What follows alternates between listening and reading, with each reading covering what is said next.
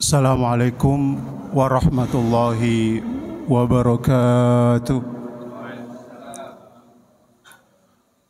Alhamdulillahi rabbil alamin. An'ama alaina bi ni'matil iman wal islam. Allahumma salli wa sallim wa barik ala sayyidina Muhammad wa ala ali sayyidina Muhammad, amma ba'd. Bapak-bapak hadirin sekalian, alhamdulillah kita bisa duduk bersama dalam kajian bersama. Mudah-mudahan rutinitas ini menjadi keberkahan bagi kita semua. Salawat dan salam mari senantiasa kita mencurahkan kepada Nabi Sallallahu Alaihi Wasallam, bahwa salawat itu bukan kepentingan Rasulullah. Kita bersalawat atau tidak ada urusannya dengan Nabi. Tapi salawat itu kepentingan kita sebagai umatnya yang berharap syafaat di hari kemudian nanti.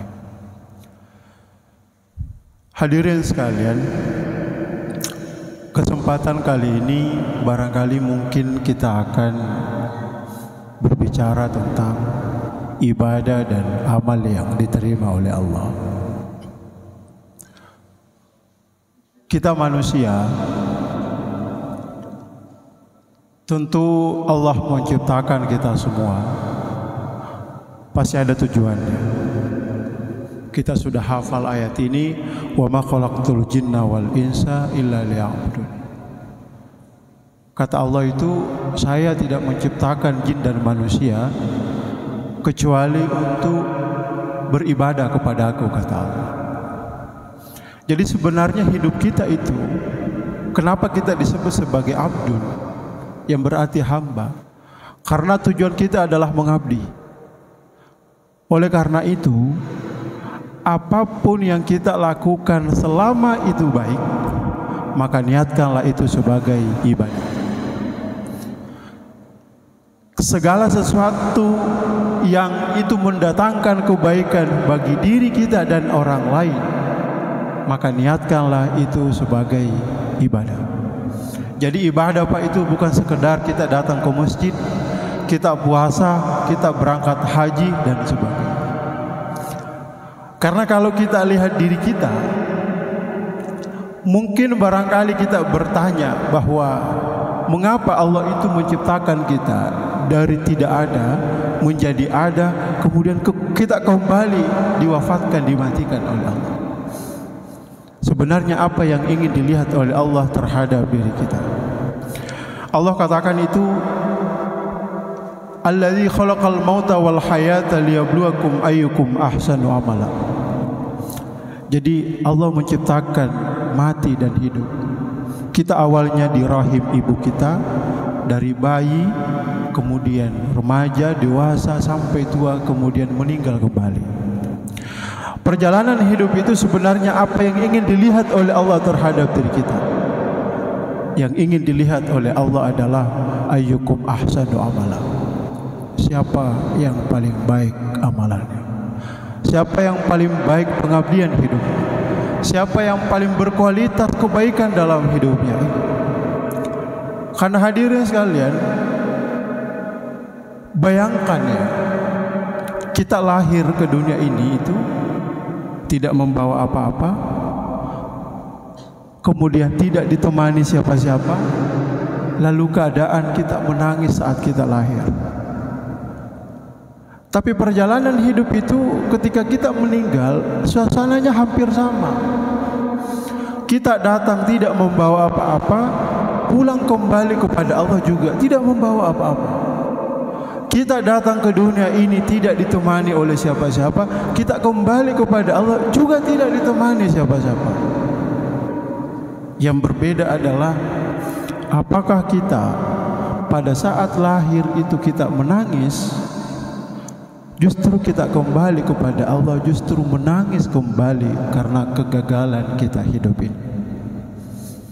Yang kita harus ubah adalah biarlah saat kita lahir kita menangis, keluarga kita pada tertawa, tapi kita kembali kepada Allah dalam keadaan tertawa dan tersenyum, walaupun keluarga kita sedang menangis karena kepergian kita. Karena apa? Ayyukum ahsanu amalan. Siapa yang paling baik amalan hidupnya. Makanya hadirin, kalau kita ukur umur kita, itu kan berapa tahun Pak?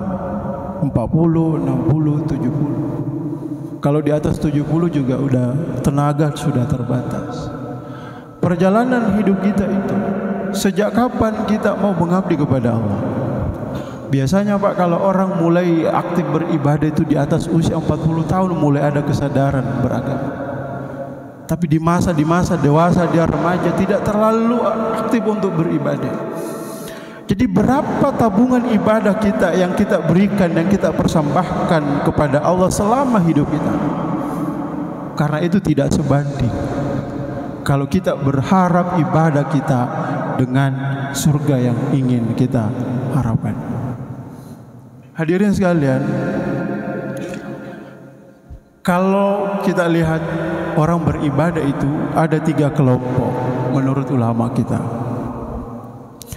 Pertama, ada orang yang beribadah itu tipikal sebagai pedagang. Sebagai pedagang. Kalau pedagang Pak, pasti yang diperkirakan adalah berapa keuntungan yang saya bisa dapatkan ketika melakukan transaksi.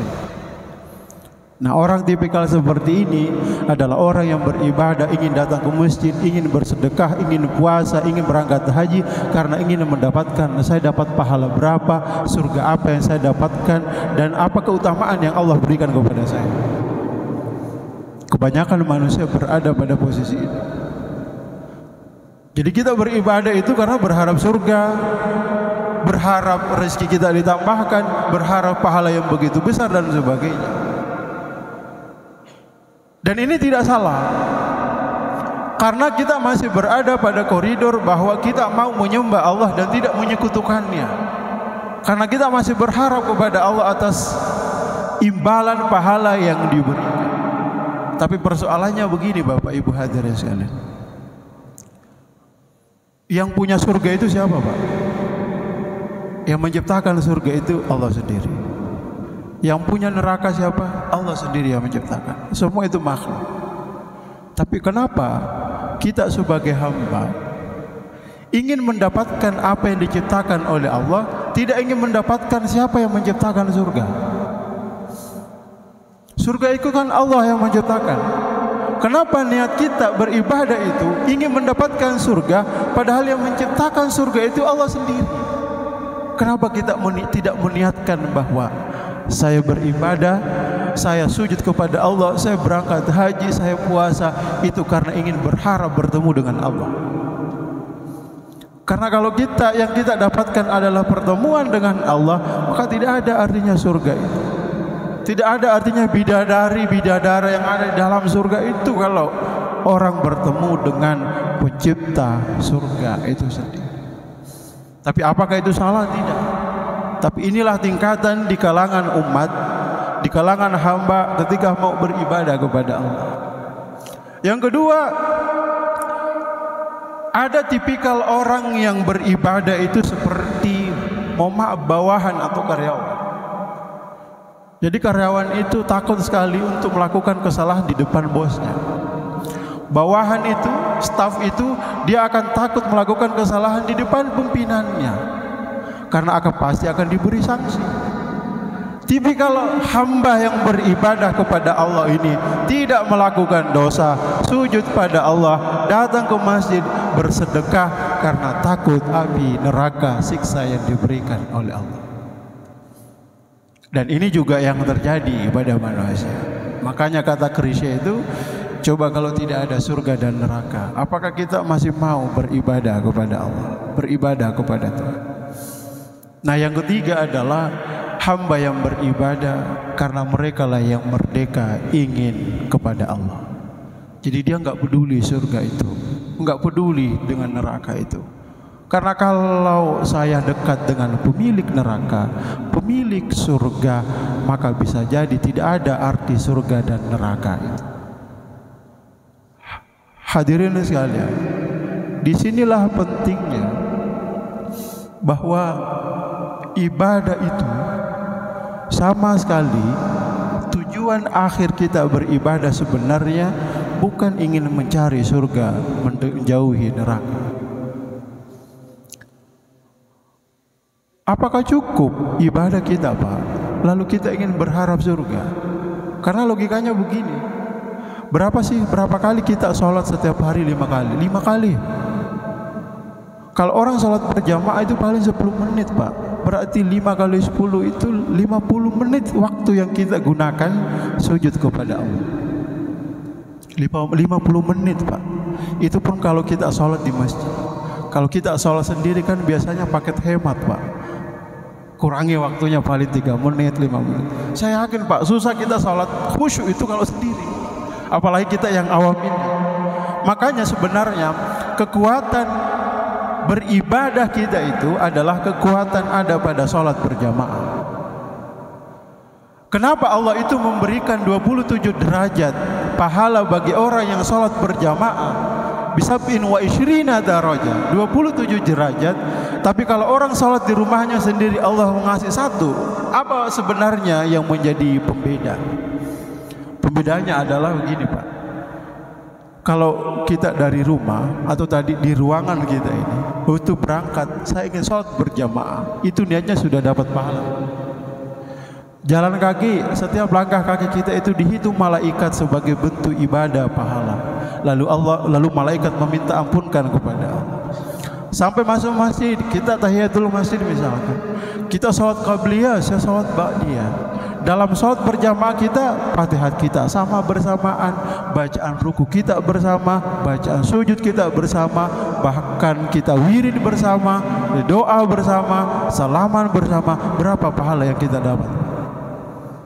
Itu sebenarnya sholat berjamaah. Kenapa kemudian banyak pahala yang diterima itu bukan karena sholat berjamaahnya, tapi sholat karena kebersamaan yang dilihat oleh Allah Subhanahu wa Ta'ala.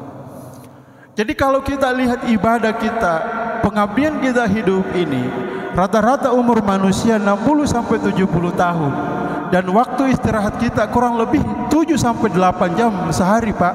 Itu kalau kita hitung, mudah-mudahan saya tidak salah, 21 tahun waktu kita gunakan untuk tidur saja. Jadi kalau kita hitung berapa pahala kita yang kita setor kepada Allah dengan nikmat yang Allah berikan kepada kita. Cukup nggak? Nggak cukup, Pak. Makanya ibadah itu sebenarnya bukan hakikatnya, tapi tidak salah, hakikatnya adalah pengabdian, bukan soal surga dan neraka. Karena nggak cukup, Kak, ibadah kita itu. Bahkan ada ulama yang ditanya, lebih memilih mana engkau ketika diberikan pilihan masuk surga atau ingin dilahirkan kembali? Apa kata beliau? Saya lebih milih untuk dilahirkan kembali. Kenapa? Agar saya sejak kecil saya melakukan kebaikan dalam hidup saya. Jadi nggak sebanding, Pak. Hadirin sekalian, jadi tugas kita itu adalah mengabdi. Makanya kita disebut sebagai abdul, hamba yang harus patuh, yang harus tunduk. Allah Subhanahu wa Ta'ala katakan, ya ayyuhan nas u'budu rabbakum, sembahlah Tuhan yang menciptakan kamu, kata Allah, la'allakum tattaqun, agar kamu bertakwa. Jadi semua ibadah sebenarnya yang kita lakukan, yang ingin diharapkan oleh Allah kepada kita sebenarnya adalah takwa kita itu. Setiap khotib Jumat, Pak, itu tidak sah sholat Jumat kalau tidak ada pesan takwa di dalamnya. Maka jangan bosan, Pak, dengar kalau khotib selalu bilang bertakwalah kepada Allah, karena itu adalah rukun dari khutbah. Kalau tidak ada pesan takwa, itu berarti tidak sah Jumatnya, batal khutbahnya. Artinya apa? Hidup kita ini, tujuan dari segala ibadah kita itu adalah ketakwaan. Dan ciri-ciri orang bertakwa itu setidaknya ada 3. Kalau kita lihat surah Ali Imran, Pak, pertama adalah yunfikuna fis sarra'i wad dharra. Orang yang bertakwa itu dia akan mengeluarkan hartanya ketika dalam keadaan susah atau senang. Jadi yang namanya kebaikan, Pak, itu tidak melihat keadaan. Kalau orang sebenarnya bersedekah karena ia naik jabatan, karena gajinya naik, karena gaji 13-nya naik misalkan, sebenarnya itu bukan orang yang bertakwa. Orang yang sekedar melakukan kebaikan. Karena orang yang bertakwa itu dalam situasi apapun, gajinya bertambah, karirnya tidak naik, karirnya naik atau tidak, maka dia akan tetap bersedekah sesuai dengan kemampuan. Maka sebenarnya hadirin sekalian, orang yang bernazar itu, yang menjadi kewajiban yang harus kita tunaikan, sebenarnya itu adalah cara dia memancing Allah, memancing takdirnya. Tapi ingat, itu bukan pengaruh bahwa apa yang kita akan lakukan kaitannya dengan nazar yang kita lakukan. Misalkan kalau jabatan saya naik, maka saya akan memotong kambing. Kaitan nazar dengan takdir kita itu tidak ada kaitannya. Apakah karena kita bernazar lalu takdir kita diubah oleh Allah? Tidak. Karena logikanya dia tidak akan melakukan kebaikan kalau jabatannya tidak naik. Jadi kalau jabatannya tidak naik berarti tidak mau motong kambing, Pak. Kan begitu ya? Jadi orang yang bertakwa itu yunfikuna fis sarai wad dharra. Dia bersedekah, dia memberi kepada orang lain, tidak mengenal keadaannya apapun. Yang kedua adalah wal kaziminal ghaidh. Orang yang mampu menahan amarah dan emosi. Kita pasti semua ada amarah dan emosi kita. Secara manusiawi orang pasti punya amarah, siapapun dia, bahkan Nabi sendiri pernah marah. Tapi yang dilarang oleh agama kita adalah kita tidak melampiaskan amarah itu berlebih-lebihan sehingga merugikan orang lain. Kenapa Allah melarang ini? Di satu sisi Allah meletakkan sifat manusiawi kita, ada sifat emosional dalam diri kita. Tapi di saat yang sama, ajaran Nabi, ajaran Rasulullah melarang kita bermarah-marah sesuai dengan emosi kita. Makanya Nabi katakan, la taghdab walakal jannah.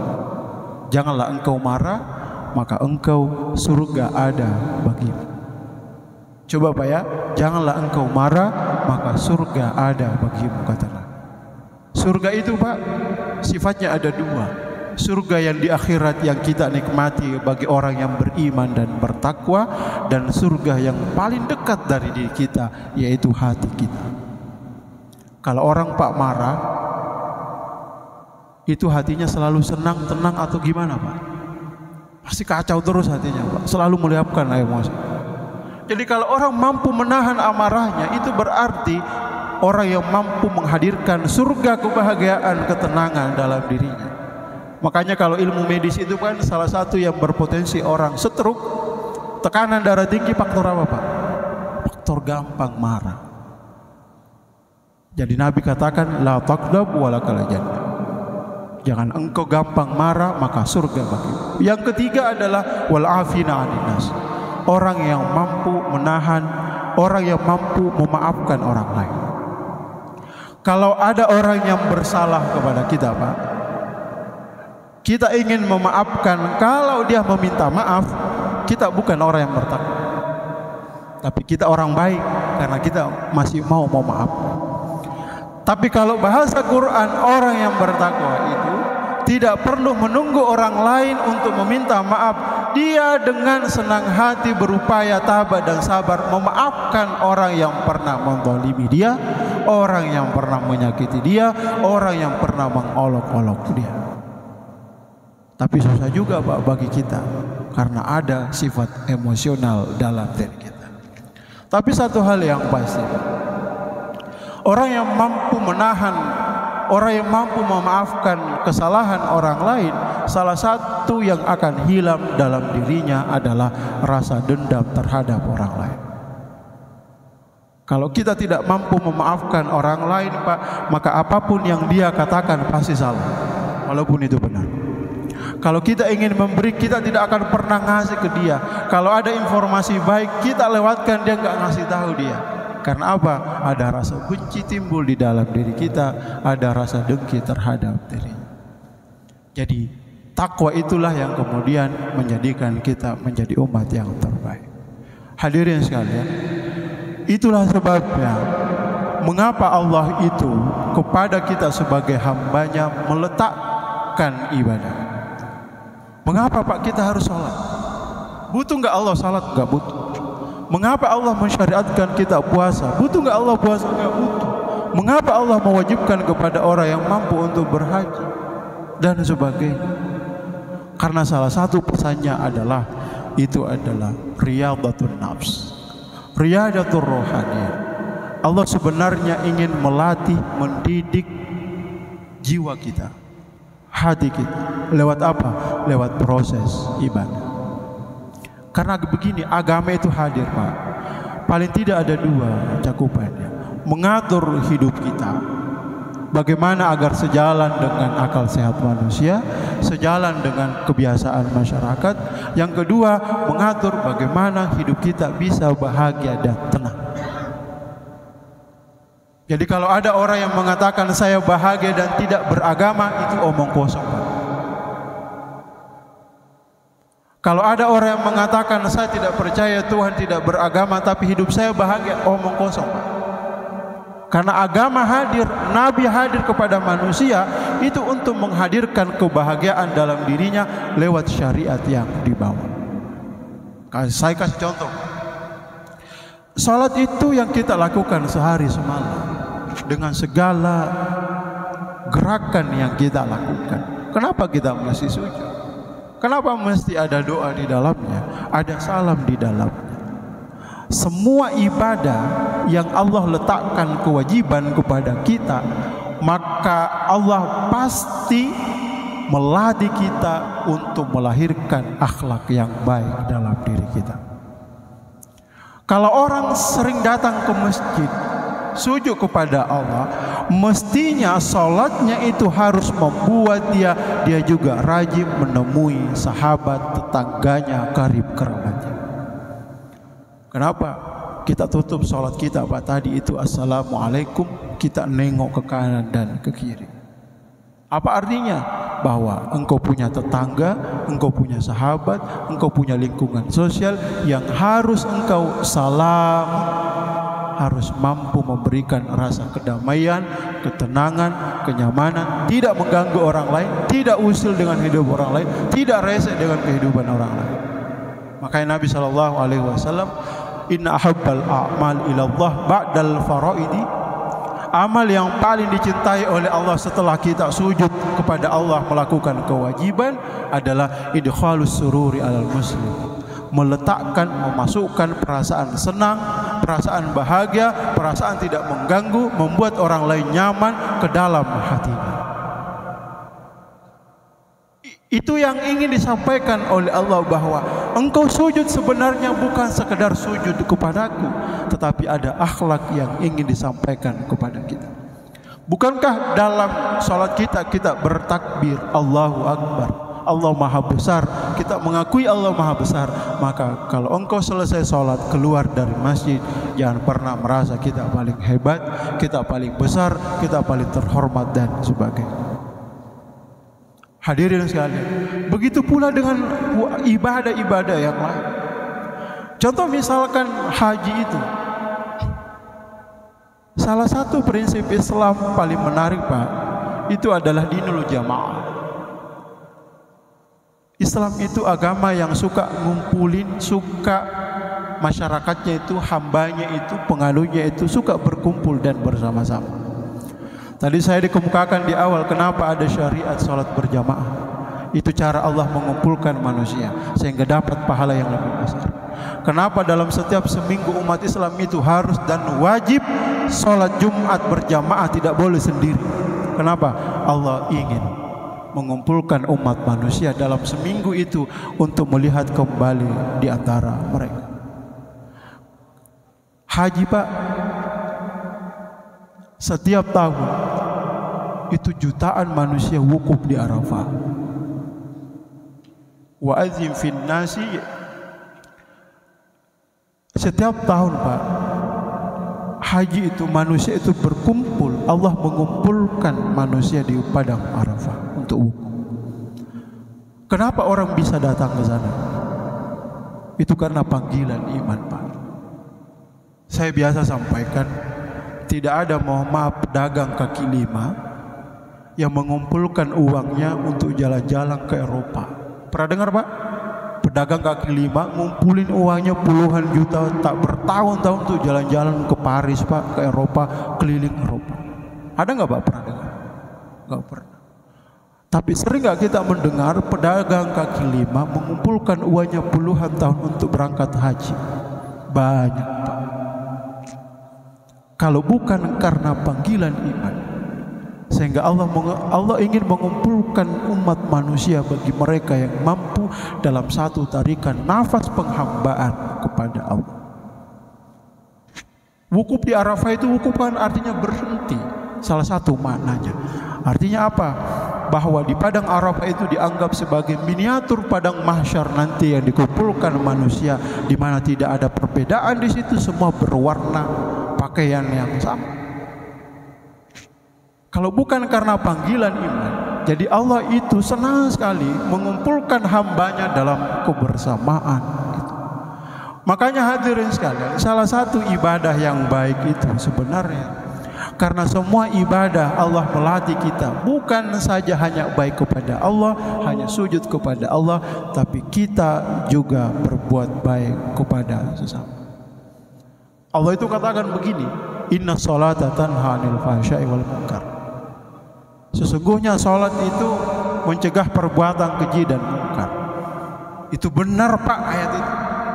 Tapi kalau dalam kehidupan sehari-hari, apakah ada jaminan orang salat itu berbuat baik Pak? Ada orang datang ke masjid Pak, tapi tetangganya sakit, dia nggak mau jenguk. Ada orang datang ke masjid Pak, berangkat pakai sandal hitam, pulang sandal merah Pak.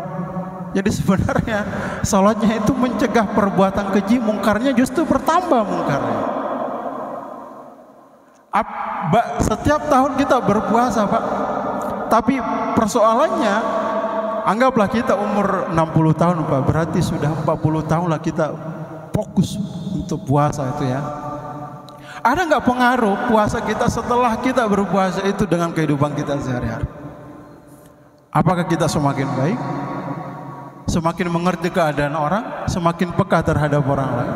Ataukah ibadah itu sebenarnya hanya rutinitas tahunan saja? Nah, inilah pentingnya memahami bahwa salah satu tanda bahwa ibadah seseorang itu sukses dan diterima oleh Allah adalah akhlaknya semakin baik dalam hidup.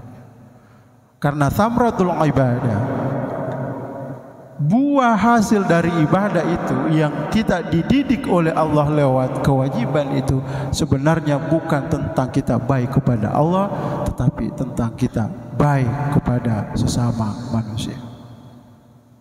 Saya Pak, mohon maaf, kita bisa sepakat atau tidak? Saya termasuk tidak setuju orang yang berkali-kali umroh, berkali-kali ingin berangkat haji, tapi dia nggak peduli sama orang lain. Dia tahu orang paling dekatnya itu dia kelaparan, dia sakit, tapi tidak pernah menjenguk, tidak pernah memberi sesuatu terhadap dia sesuai kemampuan dia. Kita berangkat haji umroh berkali-kali itu, mohon maaf, tujuan kita apa? Dapat surga Pak. Kalau mau dapat surga, surga itu bukan hanya tentang kita di masjid, tentang kita depan Baitullah, bukan itu. Tetapi surga itu ada pada orang-orang yang miskin, yang kita kasih, yang kita beri. Kalau kita berharap misalkan, oh alasan saya umroh berkali-kali, berhaji berkali-kali, padahal Nabi itu tidak berkali-kali hajinya. Kalau kita mau mengikuti Nabi, Nabi hanya sekali doang hajinya. Lalu kalau kita berkali-kali mengikuti siapa? Kalau kita ingin mustajab doa kita mengharap di Baitullah, salah satu doa yang paling mustajab adalah orang yang peduli terhadap yatim piatu. Jadi hadirin sekalian, salah satu bentuk ibadah yang Allah memberikan, mendapatkan nilai kebaikan di hadapan Allah adalah ibadah yang mampu melahirkan akhlak yang baik terhadap dirinya. Itulah sebabnya ibadah itu sifatnya dua Pak. Kalau orang datang ke masjid hanya sekedar menjalankan kewajiban, maka ibadahnya tidak ada artinya, tidak akan memberi dampak terhadap diri. Selesai sholat selesai Pak, selesai puasa selesai, berangkat haji selesai, mabrur kagak, hanya berangkat aja dan sebagainya. Tapi kalau haji, kalau ibadah yang kita maknai sebagai kebutuhan, sebagai bentuk kebutuhan kesenangan kita, maka disitulah kita akan mendapatkan manisnya ibadah. Bapak-bapak, kalau kita lagi sedih Pak, lebih khusyuk mana doa kita kepada Allah di saat kita sedih atau di saat kita bahagia? Di saat kita sedih Pak. Kenapa? Sampai kita menangis Pak, bangun di tengah malam. Kenapa? Karena kita sedang membutuhkan Allah. Tapi kalau kita lagi bahagia, nggak mungkin doa kita begitu Pak. Artinya apa? Ibadah itu harus diletakkan bukan sekedar kewajiban yang diperintahkan Allah kepada kita, tetapi ibadah itu harus diletakkan sebagai kebutuhan kita. Karena kalau kebutuhan, akhirnya kita berhasil menjalankan perintah ibadah itu. Hadirin sekalian, saya pikir cukup demikian. Mudah-mudahan apa yang saya sampaikan ini bermanfaat bagi khususnya pribadi saya dan kepada kita semua. Dan terpenting adalah mari kita melakukan kebaikan sekecil apapun kebaikan itu. Karena salah satu pintu rahmat Allah itu adalah kebaikan yang kita tidak pernah duga lakukan, ternyata rahmat Allah di situ. Dan berusahalah jangan melakukan dosa, la tanzur ila sigril khati. Jangan pernah melihat kecilnya dosa itu. Walakin unzur ila man asaita. Tapi lihatlah kepada siapa engkau berbuat maksiat. Bisa jadi dosa kecil yang kita lakukan justru disitulah murkanya Allah. Bisa jadi kebaikan sekecil apapun yang kita lakukan karena niat tulus karena Allah. Di situ ada rahmat Allah yang mengundang diri kita. Wallahul muwaffiq ila aqwamit thoriq. Assalamualaikum warahmatullahi wabarakatuh.